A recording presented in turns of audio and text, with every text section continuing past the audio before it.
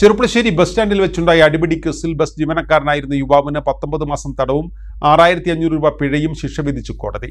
നിലമ്പൂർ അമരമ്പലം തോട്ടക്കര മുതുകുറിശി വീട്ടിൽ 28-കാരനായ മുഹമ്മദ് ജസീലിനാണ് ശിക്ഷ വിധിച്ചത്.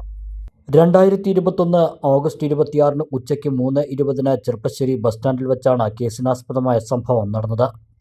സ്റ്റാൻഡിൽ വെച്ച് ബസിന്റെ സമയത്തെ ചൊല്ലി തർക്കമുണ്ടാവുകയും തുടർന്ന് ബസ്സിലെ ജാക്കി ലിവർ ഉപയോഗിച്ച് കേസിലെ അന്യായക്കാരനായ ഷഫീഖിനെ ഉപദ്രവിക്കുകയും അത് കണ്ട് തടയാൻ ചെന്ന ഹോംഗാർഡിനെ കൈകൊണ്ട് അടിച്ച് പരിക്കേൽപ്പിക്കുകയും ചെയ്തു എന്നാണ് മുഹമ്മദ് ജസീലിനെതിരെയുള്ള കേസ്.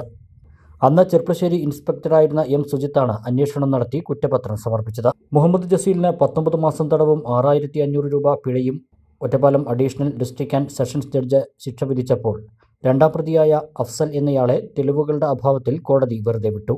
പ്രോസിക്യൂഷനു വേണ്ടി additional government pleader PM Jaya ഹാജരായി. പ്രോസിക്യൂഷൻ 13 സാക്ഷികളെ വിസ്തരിച്ച് 24 രേഖകൾ ഹാജരാക്കി.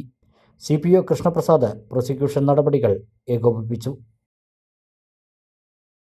Niva Gold, Diamonds and Platinum, Cherpalasheri and Ottapalam.